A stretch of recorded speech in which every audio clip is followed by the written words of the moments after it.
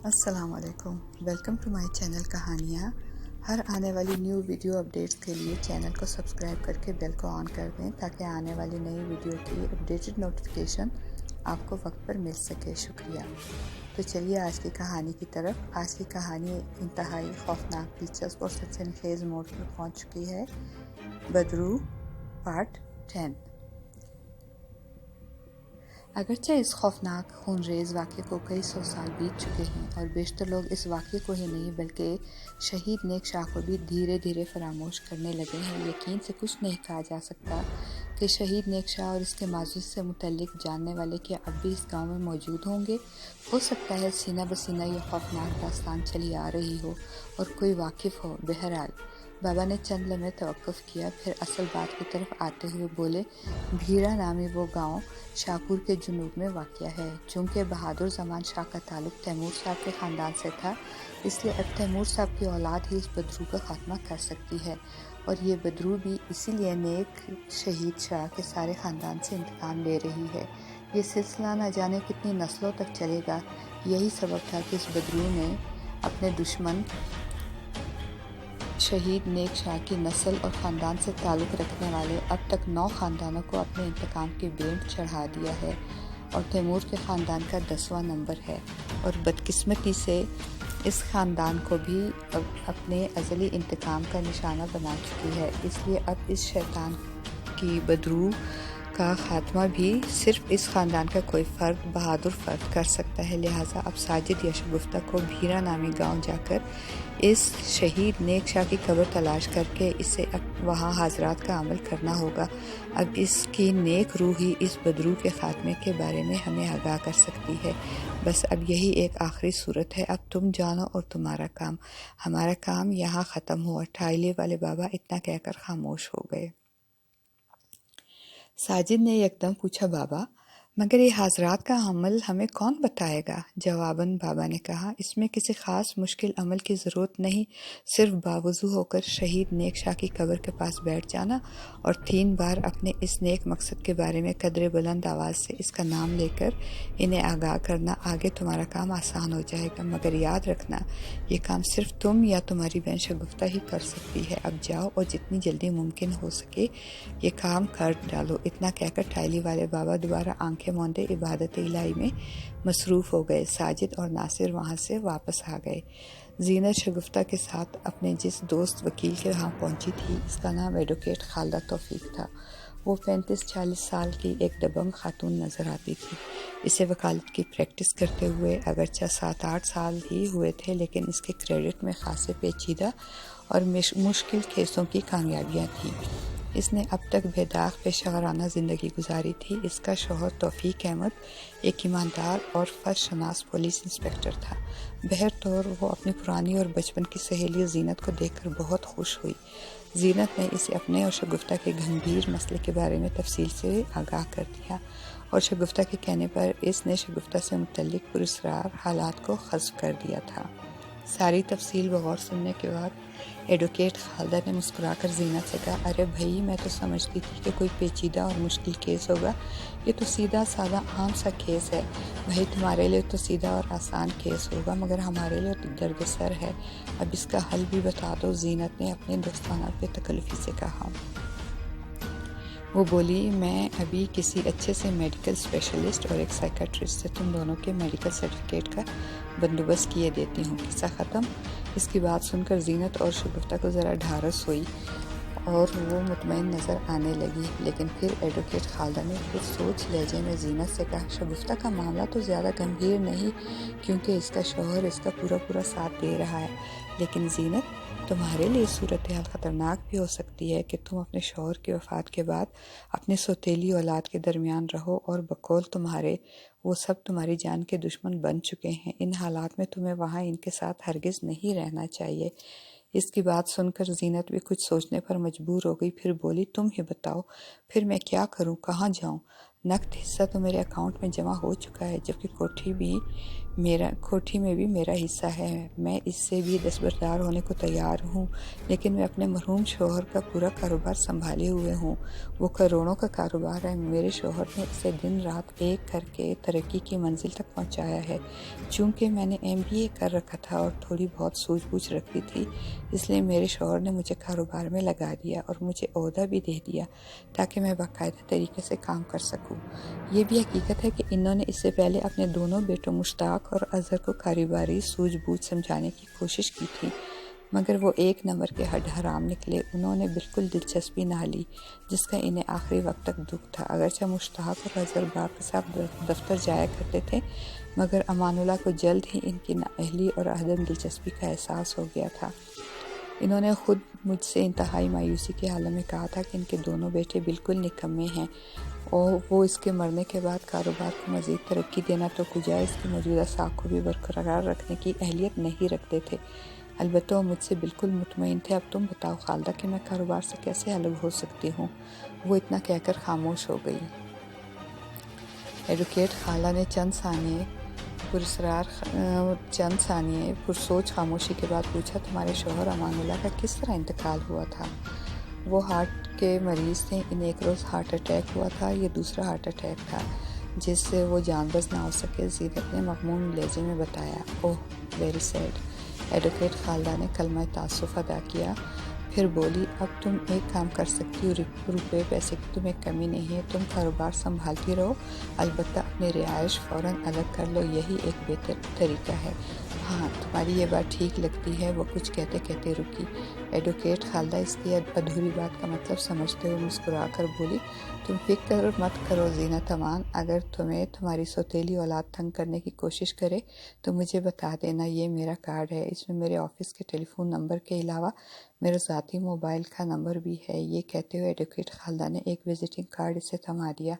تھوڑی دیر بعد اس نے اپنے اثر رسوخ کے ذریعے فوری طور پر اپنے ریمارکس کے ساتھ زینت اور شگفتہ امان کو الگ الگ میڈیکل سرٹیفکیٹ کا بندوبست بھی کرا دیا۔ علاوہ ازیں اس سے پہلے محض خانہ پوری کے لیے ان دونوں سے ایک وکالت نامے پر دستخط بھی لے لیے۔ خالدہ تم نے آج دوستی کا حق ادا کر دیا، میں کس منہ سے تمہارا شکریہ ادا کروں؟ زینت نے بڑے ممنون لہجے میں کہا۔ وہ مسکرا کر بولی، شکریہ کی کوئی بات نہیں، دوستی کے ناطے کم از کم اتنا تو میرا فرض بنتا تھا۔ اچھا اپنی فیس بتا۔ ابھی تو میرے پاس پیسے نہیں ہیں کیونکہ میں تو پاگل خانے سے فرار ہو کر سیدھی تمہارے پاس آئی ہوں۔ رہنے دو ابھی فیس، پہلے تم اپنی الگ رہائش کا انتظام کرو اور کاروبار سنبھالو۔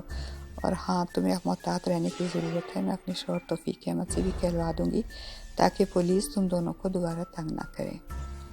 اس کے بعد شگفتہ اور زینت واپس اندھیری کوٹھی لوٹ آئے۔ وہاں ساجد اور ناصر ان سے پہلے ہی ٹاہلی والے بابا سے مل کر لوٹ آئے تھے۔ ان چاروں نے ایک دوسرے کو اپنی اپنی کارگزاریوں سے آگاہ کر دیا۔ ساجد نے کہا، اب ٹاہلی والے بابا کی ہدایت کے مطابق ہمیں سب سے پہلے کام یہ کرنا ہوگا کہ اوپری منزل کو آباد کرنا ہوگا، لیکن اس حسیبی کوٹھی میں کون فیملی رہنے کو تیار ہوگی؟ بالفرض محال رہنے دور پرے کی کوئی فیملی رضامند ہو بھی گئی تو مجھے پورا یقین ہے کہ وہ بدرو اپنے شیطانی روپ میں آ کر انہیں بھی ستائے گی اور کرایہ داروں کو بھاگنے پر مجبور کر دے گی، جس طرح اس سے پہلے ہوتا آیا ہے۔ شگفتہ نے کہا۔ زینت امان بولی، لو یہ کون سا مسئلہ ہے، میں جو ہوں، ویسے بھی میرے لیے یہاں رہنا زیادہ مناسب ہوگا۔ میں نے شگفتہ کو اپنی بہن بنا لیا اور پھر تم لوگ بھی میرے حالات سے واقف ہو۔ میں اوپری منزل میں رہ لیتی ہوں، لیکن صرف اس شرط پر کہ میں اس کا باقاعدہ کرایہ ادا کروں گی۔ ساجد زینت کو دیکھ تو نہیں سکتا تھا، لیکن اس کے کانوں کو زینت کی مترنم آواز بہت بھلی لگی تھی، جسے زینت کے دکھ کا بخوبی علم تھا۔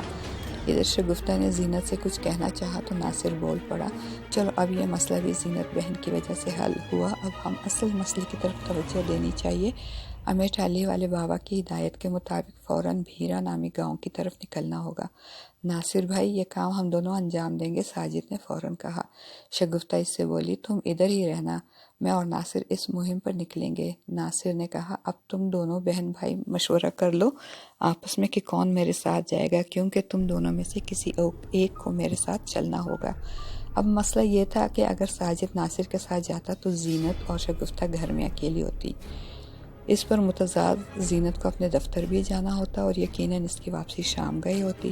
اگر ساجد رہتا تو بھی یہ مسئلہ تھا کہ وہ بیچارہ نابینا تھا، اگرچہ وہ کہیں باہر آ جا تو نہیں سکتا تھا لیکن گھر کے اندر خود کو سنبھال سکتا تھا، مگر اس بدروح کا دھڑکا لگا رہتا اور پھر زینت اور ساجد کی کوٹھی میں تنہا موجودگی کو بھی محلے والے اچھی نگاہ سے نہ دیکھتے، چنانچہ چند روز مزید اس سوچ بچار میں لگ گئے۔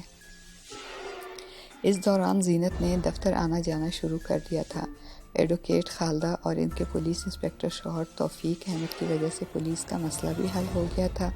زینت ایک روز ایڈوکیٹ خالدہ اور اس کے پولیس انسپکٹر شوہر توفیق کے ہمراہ اپنی کوٹھی جا کر اپنا سارا ضروری سامان سمیٹ کر اندھیری کوٹھی میں شفٹ ہو چکی تھی۔ زینت اب ان میں گل مل گئی تھی، یہاں وہ خود کو بھی ایک فیملی ممبر ہی تصور کرنے لگی تھی۔ ادھر ناصر نے بھی ناراضی کے باوجود اپنے ماموں شفقت کو تنہا نہ چھوڑا تھا، وہ ان کی اب بھی دکان سنبھالتا تھا اور رات کو گھر آتا تھا۔ زینت شام 6-7 بجے تک گھر پہنچ جاتی تھی۔ رات کا کھانا یہ لوگ سب اکٹھے ہی کھایا کرتے تھے۔ نصف گھنٹے بعد چائے اور باتوں کا دور چلتا، گفتگو کا محور بھیرا نامی گاؤں کی طرف کی روانگی ہی ہوتا۔ زینت کو بدرو سے ذرا بھی دلچسپی نہ تھی۔ سچی بات یہ تھی کہ اسے آج تک یقین ہی نہیں آیا تھا کہ کوئی بدرو ان کے خاندان کے خون کی پیاسی ہو رہی تھی، مگر زینت ساجد کی وجہ سے بیٹھی رہتی تھی اور شامل گفتگو رہتی تھی۔ اسے یہ بانکا سے جیلا نوجوان اچھا لگتا تھا، یہی دلی کیفیت ساجد کی بھی ہو رہی تھی۔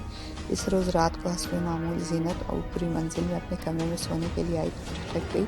کمرے کی بتی روشن تھی اور دروازہ بھی تھوڑا کھلا ہوا تھا۔ اس نے سوچا کہ ہو سکتا ہے وہ دن میں دروازہ کھلا اور لائٹ جلتی چھوڑ گئی ہو، لیکن وہ کمرے میں داخل ہوئی، شب خوابی کا لباس پہنا اور بیڈ پر دراز ہونے سے پہلے اس نے لائٹ آف کرنے کے لیے سوئچ بورڈ کی طرف ہاتھ بڑھایا تو اسے حیرت کا شدید جھٹکا لگا۔ لائٹ کا سوئچ آف تھا مگر بتی جل رہی تھی۔ کمال ہے، بٹن تو آف ہے مگر یہ لائٹ کیسے جل رہی ہے؟ وہ حیرت سے بڑبڑائی۔ شاید سوئچ خراب ہو گیا، یہ سوچ کر اس نے بٹن آن کر کے دیکھا تو لائٹ آف ہو گئی۔ وہ خود ہی ہنسی اور بیڈ پر آ کر لیٹ گئی۔ کمرے میں 0 پاور کا سبز بلب روشن تھا۔ زینت پشت کے بل بیڈ پر لیٹی تھی اور دونوں ہاتھ سینے پر تھے، مگر اسے نہ جانے کیوں نیند نہیں آ رہی تھی، حالانکہ اس سے پہلے وہ تھکاوٹ اور نیند بھی محسوس کر رہی تھی، مگر اب تو جیسے نیند اس کی آنکھوں سے کوسوں دور ہو چکی تھی۔ اسے جانے کیوں بے چینی سی بھی محسوس ہو رہی تھی۔ اچانک اسے ایک جھٹکا سا لگا، یوں جیسے کسی نے بیڈ کو زور سے ہلایا ہو۔ یہ جھٹکا اس قدر واضح تھا کہ زینت اسے اپنے وہم پر بھی معمول نہیں کر سکتی تھی۔ وہ گھبرا کر اٹھ بیٹھی۔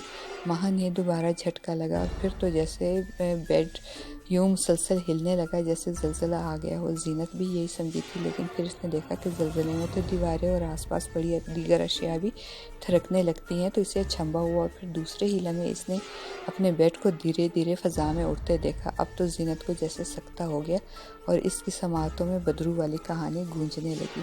خوف کے باعث وہ تھر تھر کانپنے لگی اور پسینے سے شرابور ہو گئی اور سراسیمہ نگاہوں سے دائیں بائیں دیکھنے لگی، مگر اسے کوئی نظر نہ آیا۔ مارے دہشت کے اس سے چیخا بھی نہیں جا رہا تھا کہ کم از کم بیڈ پر سے ہی چھلانگ لگا لیتی۔ بیڈ کو جیسے کسی غیر مرئی قوت نے فضا میں ملحق کر رکھا تھا اور پھر اچانک جیسے اسے چھوڑ دیا گیا ہو۔ ایک دھماکے سے بھاری بھرکم بیڈ دوبارہ زمین پر آ رہا۔ اس بار زینت کے حلق سے غیر ارادی سی چیخ خارج ہوئی اور وہ تیزی سے بیڈ سے اچھل کر دروازے کی طرف دوڑی۔ وہ بری طرح خوفزدہ اور بدحواس ہو رہی تھی۔ پھر اس نے جیسے ہی کمرے کا دروازہ کھولا تو سامنے اسے ایک سرتاپا سفید لٹھے کے کفن میں ملفوف شخص کھڑا نظر آیا، مگر وہ شخص نہ تھا، وہ تو کوئی بھیانک چہرہ تھا، اسی بھیانک اور شیطانی مخلوق کا چہرہ، بغیر پپوٹوں والی بڑے بڑے ابرو والی ڈھیلوں کی سرخ انگارہ آنکھیں، ناک کی جگہ 2 سوراخ ہونٹ کٹے ہوئے اور 2 بڑے بڑے دانت جھانک رہے تھے، تو شاخہ زبان بھی سانپ کی طرح لپلپا رہی تھی۔ زینت کا جیسے دل دھڑکنا بھول گیا، وہ دم بخود کھڑی پھٹی پھٹی دہشت زدہ نظروں سے اس کفن پوش بھیانک انسان کو تکے جا رہی تھی۔ اسی وقت اس بھیانک کفن پوش مخلوق نے غرا کر زینت سے کہا، اپنی زندگی چاہتی ہو تو یہاں سے چلی جاؤ ورنہ جان سے چلی جاؤ گی۔ اس کے ساتھ ہی وہ بھیانک چہرے والی مخلوق غائب ہو گئی۔ مگر اب زینت اپنے آپ میں کہاں تھی، اس کا دماغ معاف ہونے لگا اور پھر دوسرے ہی لمحے وہ غش کھا کر وہیں ڈھیر ہو گئی۔ جانے کتنی دیر بعد جب اس کی دوبارہ آنکھ کھلی تو اس نے خود کو ہنوز اپنے کمرے کے دروازے کی چوکھٹ پر ہی بے سدھ پڑے پایا۔ چند ثانیے تو اسے کچھ یاد ہی نہ آیا کہ اس کے ساتھ ہوا کیا تھا، مگر پھر جب وہ اٹھ کھڑی ہوئی اور بیڈ پر آ بیٹھی تو اسے چکر سا آنے لگا۔ اس نے بیڈ کے سائڈ ٹیبل پر دھیرے پانی سے بھرے جگ کو گلاس میں الٹ کر چند گھونٹ پانی پیا تو اسے رفتہ رفتہ یاد آنے لگا اور ایک بار پھر اس کے دل و دماغ پر خوف کا غلبہ طاری ہونے لگا۔ اس کی آنکھوں کے سامنے اس بھیانک کفن پوش کا مکروہ چہرہ گردش کرنے لگا۔ اوف خدایا، کس قدر خوفناک اور ڈراؤنا چہرہ تھا۔ وہ سراسیمہ انداز میں زیر لب بڑبڑائی۔ اس وقت سفیدہ سحر نمودار ہونے لگا تھا، مگر ابھی باہر اندھیرا سا پھیلا ہوا تھا۔ وہ ہر سو خاموشی کا راج تھا۔ وہ حیرت سے سوچنے لگی کہ اس ساری ہڑبڑ میں ابھی تک کوئی بھی اس طرف متوجہ نہ ہوا تھا۔ زینت فطرتاً ہوشیار اور حاضر دماغ عورت تھی۔ وہ دلیر بھی تھی، اگرچہ اس خوفناک صورتحال پر وہ دہشت زدہ ضرور ہو گئی تھی، مگر وہ اس وقت عجیب اور گہری اسرار بڑی سوچ میں مستغرق ہو گئی تھی۔ اسے چونکہ شگفتہ کی زبانی اور ان لوگوں کے ساتھ چند دن رہتے ہوئے اس پراسرار حالات اور واقعات کے بارے میں علم ہو چکا تھا، لیکن سچی بات یہ تھی کہ اسے یقین نہ آیا۔ مگر اب اس نے اپنی آنکھوں سے اس بدرو کو دیکھا تھا جس نے اسے دھمکایا بھی تھا۔ حقیقت یہ تھی کہ زینت کا اب اپنی سوتیلی اولاد سے دل کھٹا ہو چکا تھا، جنہوں نے اس کے حسن سلوک کا بدلہ یہ دیا تھا کہ اسے پاگل خانے پہنچا دیا تھا، جو ایک سوچے سمجھے منصوبے کے تحت ہوا تھا۔ زینت اب انہیں اس گھناؤنی سازش کا مزہ چکھانا چاہتی تھی۔ نیز اس نے کہنے کو تو ایڈوکیٹ خالدہ سے کہا تھا کہ اسے کوٹھی کی بھی پرواہ نہیں، مگر در حقیقت وہ کوٹھی سے بھی دستبردار نہیں ہونا چاہتی تھی۔ وہ جانتی تھی کہ اگر اس نے اپنی سوتیلی اولاد کو منہ توڑ جواب نہ دیا یا ان کا مقابلہ نہ کیا تو وہ ایک دن اسے کاروبار سے بھی الگ کر دیں گے۔ چنانچہ اب زینت کے شاطر دل و دماغ میں کچھ اور ہی کھچڑی پکنے لگی۔ وہ جیسے جیسے اس پر غور کرتی جا رہی تھی ویسے ویسے اس کے اندر ایک زبردست تحریک پیدا ہونے لگی، اور پھر اگلے ہی لمحے اس کے لبوں پر ایک پراسرار مسکراہٹ کھیل گئی، جس سے وہ اندر ہی اندر کسی نتیجے پر پہنچ چکی ہو۔ یوں اندر ہی اندر پل کے تیار ہونے والے منصوبہ بندی کی متوقع کامیابی کے احساس تلے بے اختیار اس کی لبوں سے بڑبڑاہٹ ابھری۔ اوہ، مجھے تو اس موقع سے فائدہ اٹھانا چاہیے، بھرپور فائدہ، کیونکہ وہ بدرو بہرحال میرے دشمن نہیں ہے اور نہ ہی ہو سکتی ہے، کیونکہ میں تیمور کے خاندان یا شہید نیک شاہ کے خاندان سے بہرحال کوئی تعلق نہیں رکھتی ہوں۔ یہ سوچ کر اس کی آنکھوں میں یکایک ایک پراسرار چمک ابھری۔ زینت نہا دھو کر نیچے آئی اور ناشتے کی میز پر سب موجود تھے۔ زینت نے دانستہ راست والے خوفناک واقعے کا کسی سے ذکر نہ کیا۔ ناشتے کے دوران ہی یہ پروگرام طے پایا کہ بھیرا نامی گاؤں والی مہم کو اب حتمی شکل دے دینی چاہیے۔ زینت بھی یہی چاہتی تھی، چنانچہ اس نے بھی اس بات پر زور دیا کہ ناصر اور ساجد کو فوراً بھیرا گاؤں کی طرف نکل جانا چاہیے۔ رہی بات شگفتہ کی تنہا شام تک گھر رہنے کی، تو اس سلسلے میں اس نے یہی تجویز پیش کی کہ اسے ہر روز اپنے ہمراہ دفتر لے جایا کرے گی۔ چنانچہ یہ مسئلہ حل ہوتے ہی اگلے دن الصبح ناصر اور ساجد گاؤں کے لیے نکل گئے۔ وہ دونوں ایک ٹرین کے ذریعے رات 8 بجے شاہپور پہنچے۔ یہاں سے بھیرا جانے کے لیے انہیں ایک دوسری گاڑی پکڑنی تھی جو ریل کار تھی۔ یہ ریل کار شاہپور رات 12 بجے پہنچتی تھی۔ چونکہ لوکل ٹرین تھی اس لیے پورے 3 گھنٹے لگاتی تھی۔ ساجد اور ناصر نے جب شاہپور کے اسٹیشن پر اتر کر یہ معلومات حاصل کی تو انہوں نے اپنا سر پکڑ لیا، یعنی پورے 4 گھنٹے انہوں نے ریل کار کی آمد کا انتظار کرنا تھا۔ سردی بھی کڑاکے کی پڑ رہی تھی، اگرچہ دونوں نے موسم کی مناسبت سے گرم کپڑے پہن رکھے تھے، مگر اس کے باوجود ٹھٹرا دینے والی رات کی سردی نے ان کی رگوں میں دوڑتے ہوئے خون کو برف بنا دیا تھا۔ ویٹنگ روم پر بھی نہ جانے کیوں تالا پڑا ہوا تھا۔ یہ ایک چھوٹا سا اسٹیشن تھا۔ ناصر بھائی، 4 گھنٹے کا انتظار تو خاصا طویل ہو جائے گا، کیوں نہ کوئی لاری یا ویگن دیکھی جائے، ساجد نے سردی سے ٹھٹھرتے ہوئے کہا۔ ناصر بولا، میرے ذہن میں بھی یہی بات تھی، مگر ہم آدھی رات کے بعد بھیرا گاؤں پہنچ کر کریں گے کیا؟ وہاں ہمارا کوئی جاننے والا تو ہے نہیں، نہ بندہ ملے گا، نہ بندے کی ذات کی کسی سے پوچھ پاچھ کر سرائے کا ہی پتہ معلوم کریں۔ یہاں کم از کم پلیٹ فارم پر موجود تو ہے نا، گاڑی آئے گی تو صبح سے پہلے پہنچ کر تھوڑا بہت وقت وہیں اسٹیشن پہ کاٹ کر آگے بڑھ جائیں گے، مگر ویٹنگ روم تو کھلوانے کی کوشش کر لینی چاہیے ہمیں، ساجد نے پریشان کن بیزاری سے کہا۔ ناصر بولا، ہاں آؤ یہ کوشش کر کے دیکھتے ہیں۔ وہ دونوں اسٹیشن ماسٹر کے پاس پہنچے مگر وہ اپنے کوارٹر میں تھا۔ گاڑی آنے کے وقت پر ہی وہ آتا تھا۔ تب ناصر نے عملے کے کسی فرد کی مٹھی گرم کر کے ویٹنگ روم کھلوایا۔ ویٹنگ روم زیادہ کشادہ نہ تھا، بہرحال غنیمت تھا۔ مختصر سا فرنیچر بے ترتیب پڑا تھا، ایک آتش دان بھی تھا جو سرد تھا۔ ناصر اور ساجد وہاں موجود کرسیوں پر براجمان ہو گئے۔ فقط ایک ٹیوب لائٹ روشن تھی، مچھروں کی بھرمار تھی، مگر یہاں بہرحال سردی کا زور کم تھا۔ وہ دونوں ریل کار کے منتظر تھے۔ کرسیاں آرام دہ تھیں، دونوں تھکے ہوئے بھی تھے۔ پشتگاہ سے سر ٹکا کر بیٹھے تو ان کی آنکھ لگ گئی۔ کافی دیر گزر گئی، گاڑی کے آنے کا وقت ہو گیا کہ اچانک کمرے کی لائٹ آف ہو گئی اور ہر طرف گہری تاریکی چھا گئی۔ ایسے میں ویٹنگ روم کا دروازہ ہلکی چرچراہٹ سے کھلا اور ایک بھیانک چہرے والی بدرو سفید لٹھے کے کفن میں ملبوس اندر داخل ہوئی۔ وہ اپنے بغیر پپوٹوں والی آنکھوں سے ناصر اور ساجد کو بھاری بھاری گھورنے لگی، پھر ساجد کے قریب آ کر اس کے کٹے ہوئے ہونٹوں سے نوکیلے دانت کریہ انگیز جھلک دکھائی دینے لگے اور مسکرا رہی تھی۔ پھر اس نے ساجد کے کان میں سرگوشی کی، لب و لہجہ ناصر کا ہی تھا۔ ساجد اٹھو، ٹرین آنے والی ہے۔ ساجد ہڑبڑا کر جاگ گیا، پھر آنکھیں ملتا ہوا وہ باہر نکلا۔ وہ یہی سمجھ رہا تھا کہ ناصر اس کے ہمراہ چل رہا ہے، مگر حقیقت یہ تھی کہ وہ بدرو اس کے ساتھ چلتی ہوئی پلیٹ فارم تک آ گئی۔ ناصر ہنوز ویٹنگ روم میں ہی گہری نیند سو رہا تھا، گاڑی واقعی پہنچنے والی تھی۔ ساجد یہ دیکھنے سے قاصر تھا کہ اس کے ہمراہ ناصر تھا یا غیر مرئی بدرو۔ پلیٹ فارم پر چند مسافروں کی وجہ سے بدرو نے خود کو غائب کر رکھا تھا، مگر وہ بدستور ساجد کے کان میں ناصر کی آواز میں سرگوشی کرتی ہوئی اسے پلیٹ فارم کے باہر ریلوے ٹریک کی طرف لیے جا رہی تھی۔ سامنے سے ریل کار کا انجن اپنی آہنی چمنی سے دھواں چھوڑتا چھک چھک چھک کرتا چلا آ رہا تھا۔ بدرو ساجد کو ناصر کی آواز میں پکارتی ریلوے لائن کے قریب آ کر کھڑی ہو گئی۔ پھر جیسے ہی چھک چھک چھک کرتی ریل قریب آنے لگی، بدرو نے ناصر کی آواز میں ساجد کو آگے بڑھنے کو کہا۔ اب وہ نابینا ساجد کو پٹڑی کے درمیان لے کر چل رہی تھی۔ ساجد نے بھی اگرچہ ریل کا شور سن لیا تھا، مگر وہ یہی سمجھ رہا تھا کہ ریل دور ہے، کیونکہ وہ نابینا تھا۔ ریل گاڑی ابھی پلیٹ فارم میں داخل نہیں ہوئی تھی، تاہم اس کی رفتار خاصی تیز تھی، اور پھر ساجد اور ریل گاڑی کا فاصلہ بھی محض چند فٹ کا رہ گیا۔ نابینا ساجد اپنی موت سے بے خبر چلا جا رہا تھا۔ ریل کار کا انجن قریب آتا جا رہا تھا۔ انجن ڈرائیور اب زور زور سے وسل بھی دے رہا تھا، مگر ساجد یہی سمجھ رہا تھا کہ وہ ناصر کے ساتھ الگ راستے پر چلا جا رہا ہے۔ یہ ساجد کی خوش قسمتی تھی کہ ریل کار کی آمد سے پلیٹ فارم پر مسافروں کی خاصی تعداد اکٹھی ہو گئی، اور شور و شغب سے ناصر کی ٹھیک اسی وقت آنکھ کھلی جب ساجد کو وہ بدرو ناصر کی آواز میں بہکا کر اپنے ساتھ ریلوے ٹریک کی طرف لے جا رہی تھی۔